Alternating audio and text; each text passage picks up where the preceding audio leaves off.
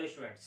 आज हम लोग पढ़ने वाले हैं कक्षा छठवीं का अध्याय 15 अपशिष्ट और उसका प्रबंधन का भाग 2 पढ़ने वाले हैं। ठीक है, इसके पिछले वाले पार्ट से मैंने आप लोगों को कचरा क्या होता है ना, किस प्रकार का होता है, कैसा होता है और कहाँ कहाँ पाया जाता है, जिसका हम लोग किस प्रकार से निदान कर सकते हैं उसके बारे में आप लोग को मैंने पढ़ाया था और बताया भी था। ठीक है, आज मैं जो ये मुख्य टॉपिक लिख कर रखा हूँ उसको मैं आप लोगों को पढ़ाऊंगा और समझाऊंगा भी। तो बिल्कुल ध्यानपूर्वक समझिएगा कि कौन कौन से कचरा होते हैं ना। जैसे बात करते हैं, गीला कचरा हो गया, सूखा कचरा हो गया, केचुआ खाद बात करेंगे जिसको हम लोग वर्मी कंपोस्ट कहते हैं। ठीक है, साथ ही साथ इसका पुनः उपयोग किस प्रकार से कर सकते हैं, है ना। और जो सूखा कचरा होता है उसमें हमें क्या क्या सावधानी बरतनी चाहिए, है ना, उसके बारे में भी आप लोग को बताऊंगा। साथ ही साथ इसमें पुनः चक्रण क्या होता है उसके बारे में भी आप लोग को बताऊंगा।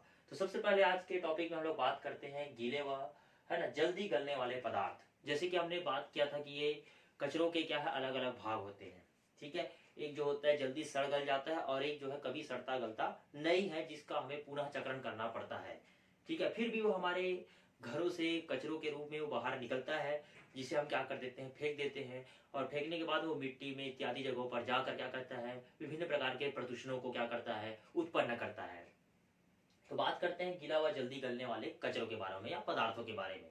हमारे घरों से निकलने वाले जितने भी फल सब्जी है ना, और जितने भी हरी सब्जियां हैं उनके जो छिलके होते हैं, है ना। साथ ही साथ अगर मैं बात करता हूँ, आप लोग जानते भी होंगे है ना, जितने भी फल आप लोग यूज करते हैं उसमें छिलके निकलते हैं। साथ ही साथ जो भाजी है, सब्जी है, हरी सब्जियां है, उनके जो जड़ होते हैं जिसको हम खाते नहीं है, वेस्टेज है हमारे लिए, उन सभी पदार्थों को हमको क्या करना है, लेना है। और लेने के बाद क्या करना है, हम लोगों को 1 मीटर गड्ढा खोद के उसके अंदर क्या कर देना है, भर के रख देना है। ठीक है, और उसे मिट्टी से क्या कर देना है, ढक देना है। और प्रतिदिन क्या करना है, उसमें पानी डालते रहना है। कुछ समय बाद हम देखते हैं, कुछ हफ्तों बाद देखते हैं, तो वो क्या होता है, खाद के रूप में क्या हो जाता है, परिवर्तित हो जाता है। ठीक है, तो इस प्रकार से अर्थात वो जल्दी गलने वाले क्या है ना, कचरे के रूप में व्यक्त हो जाता है। अर्थात उसे जो केचुआ होता है, जिसको हम लोग छत्तीसगढ़ी में गेंगरवा कहते हैं। ठीक है, और इंग्लिश में कहते हैं उसको अर्थवार्म कहते हैं। क्या कहते हैं, अर्थवार्म, इसीलिए उसका नाम है वर्मी कंपोस्ट। ठीक है, तो वहां पर क्या होता है, जो सूक्ष्म जीव होते हैं, जो मैंने बात किया वहां पर, जो वर्मी है ना, जो अर्थवॉर्म है, केचुआ है, जो गेंगरवा है, वो क्या करता है, उसको सड़ाने का काम करता है। जब वह सड़ गल जाता है तो एक खाद के रूप में क्या हो जाता है, हमको मिल जाता है। और वो कहलाता है कंपोस्ट खाद कहलाता है। कौन सा खाद कहलाता है, कंपोस्ट खाद। तो इस कंपोस्ट खाद को हम क्या करते हैं, लेते हैं और हमारे घर में जो भी गमले लगे हैं, है ना, गमले में पौधे लगे हैं, उसमें जब हम लोग डाल देते हैं तो होता क्या है कि वो है ना, जो पानी होता है उसको क्या करता है, बहुत ज्यादा सोखने का काम करता है ना, अवशोषित करने का काम करता है। जिससे उस पौधे को विभिन्न प्रकार के जो भी नाइट्रोजन है, फास्फोरस है ना, इत्यादि जो मात्रा हमको उनको प्राप्त होना है वो प्राप्त होना शुरू हो जाती है। ठीक है, तो ये तो था जल्दी है ना गलने वाले गीले कचरे के रूप में जो था, जो खाद के रूप में हमको क्या होता है, प्राप्त होता है। ठीक है, जिसको हम लोग क्या कहते हैं, कंपोस्ट खाद कहते हैं। उसी प्रकार से तैयार किया जाता है ना, केचुआ खाद, या जिसको हम लोग कहते हैं वर्मी कंपोस्ट। ठीक है, ये एक जैव अपशिष्ट प्रक्रिया है जिसमें जो सड़ने गलने वाले जो पदार्थ होते हैं उनको 1 मीटर गड्ढा खोद के उसके अंदर डाल दिया जाता है। और साथ ही साथ उसमें केचुआ जो है उसको भी डाल दिया जाता है। उत्तम नस्ल के केचुए को उसके अंदर डाला जाता है। ठीक है, जो क्या करता है, उन जो जल्दी सड़ने गलने वाले पदार्थों को क्या करता है, भोजन के रूप में क्या करता है, ग्रहण करता है। ठीक है, और अपने मल के रूप में क्या करता है, उसे बाहर त्याग देता है। ठीक है, और वही मल जो है खाद के रूप में क्या हो जाता है, परिवर्तित हो जाता है, जिसे हम लोग क्या कहते हैं, केचुआ खाद कहते हैं या वर्मी कंपोस्ट कहते हैं। इसमें नाइट्रोजन, फास्फोरस है ना, और पोटेशियम इत्यादि जो है प्रचुर मात्रा में होते हैं, जो पौधे के वृद्धि के लिए, विकास के लिए बहुत ही क्या होता है, महत्वपूर्ण होता है। तो इस प्रकार से क्या तैयार किया जाता है, केचुआ खाद तैयार किया जाता है। ठीक है, तो जैसे मैंने आप लोग को बताया, आपके घर से जो भी है ना जल्दी सड़ने गलने वाले जो भी कचरे आपके घर से प्राप्त हो रहे हैं, बिल्कुल उसको 1 मीटर गड्ढा खोदिए। 1 मीटर गड्ढा खोदने के बाद उसके अंदर डाल दीजिए, और डालने के बाद में उसको मिट्टी से ढक दीजिए और डेली उसे पानी का छिड़काव कीजिए। और उसके बाद उसे कम से कम 1-2 हफ्ते के लिए छोड़ दीजिए। बिल्कुल वो खाद के रूप में क्या हो जाएगा, आपको प्राप्त होना शुरू हो जाएगा। और उस खाद को आपके घर में जो भी गमला लगा है, उसमें पौधे लगे हैं, बिल्कुल उसमें डालते जाइए। वो पौधा जो होगा बहुत जल्दी क्या होगा, विकसित होगा। आपको बाहर से खाद खरीदने की आवश्यकता नहीं होगी। आप घर में स्वयं ये खाद तैयार कर सकते हैं, जिसे हम लोग कहते हैं कंपोस्ट खाद कहते हैं। कौन सा खाद कहते हैं, कंपोस्ट खाद कहते हैं। चलिए, तो लेकर चलते हैं अब आप लोगों को तीसरा टॉपिक, सूखा कचरा। अब ये सूखा कचरा होता क्या है। सूखा कचरा जैसे कि बात करते हैं, कागज हो गया, ठीक है, साथ ही साथ प्लास्टिक हो गया, है ना, पॉलीथीन्स हो गए। तो ये सब जो नहीं सड़ने गलने वाले जो पदार्थ हैं, है ना, एल्यूमिनियम हो गया, ठीक है, लोहा हो गया, प्लास्टिक हो गया, पॉलीथीन हो गया, साथ ही साथ मैंने बात किया जो कागज हो गया, तो जल्दी सड़ने गलने वाले नहीं है ये, और सड़ेगा गलेगा भी नहीं, क्योंकि इनका पुनः चक्रण करना पड़ता है। ठीक है, तो ये सूखे कचरे के रूप में आता है, जो प्रकृति के लिए, इस पर्यावरण के लिए बहुत ही क्या होता है, हानिकारक होता है। जैसे कि बात कर सकते हैं, हम कभी मार्केट जाते हैं और मार्केट जाने के बाद में हम कभी देखे होंगे कि खाली हाथ चले जाते हैं कोई भी सामान लेने के लिए, और वहां से जब सामान लेकर आते हैं तो हमें पॉलीथीन दीजिए भैया, तो पॉलीथीन में हमको सामान भर के दे देता है, और हम लाते हैं अपने सामान को रख देते हैं, पॉलीथीन को फेंक देते हैं।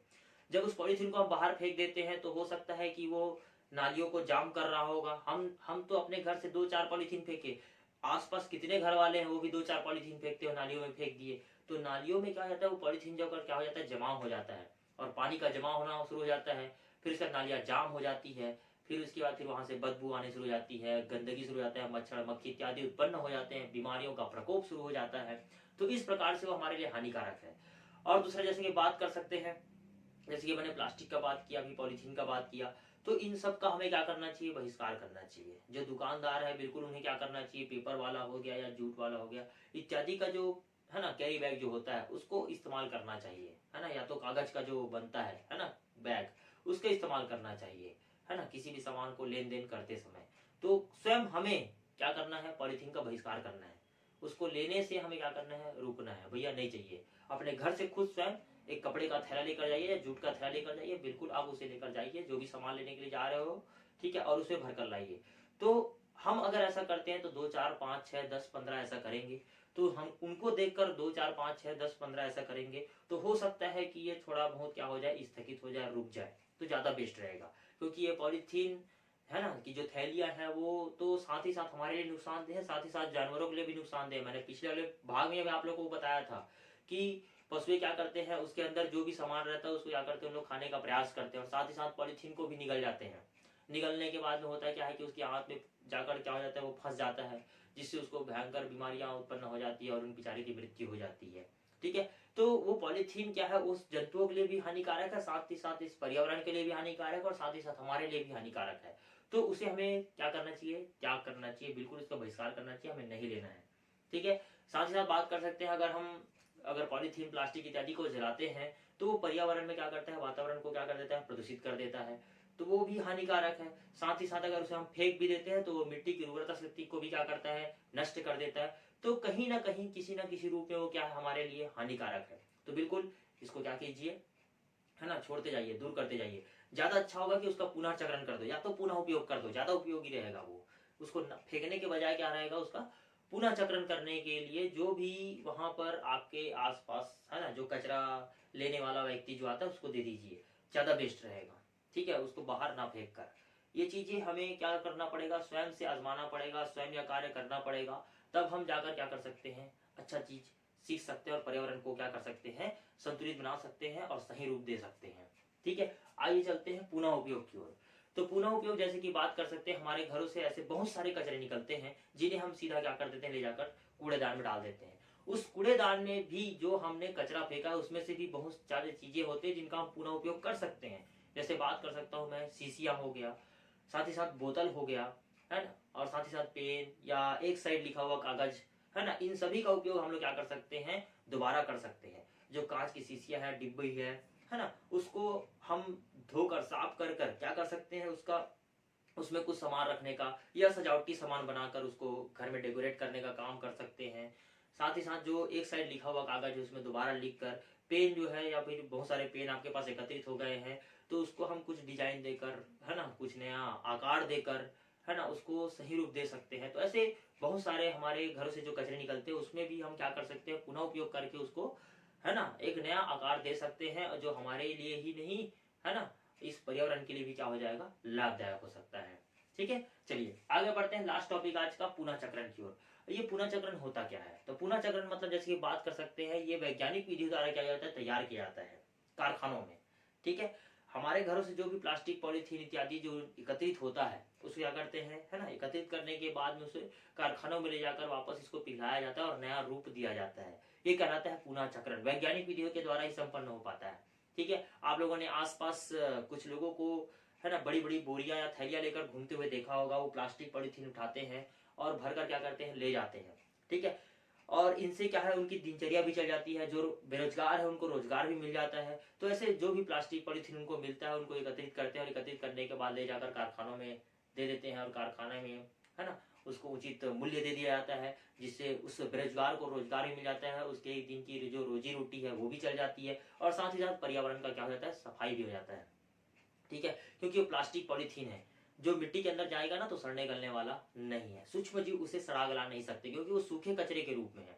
तो ऐसे केवल प्लास्टिक पॉलीथीन नहीं है, लोहा है, एल्यूमिनियम है, जो छोटे छोटे टुकड़े होते हैं, है ना, ऐसे बहुत सारे पदार्थ होते हैं जो सड़ते गलते नहीं है, उनका क्या कहता है, पुनः चक्रण किया जाता है और उसे एक नया रूप दिया जाता है। और नया रूप देने के बाद में जो हमने फेंका था, जो दूसरे के लिए दिया गया था, वो वापस मार्केट में हमारे लिए ही उपयोगी पदार्थ बनकर आता है, जिसे हम खरीद कर वापस अपने घर में लेकर आते हैं।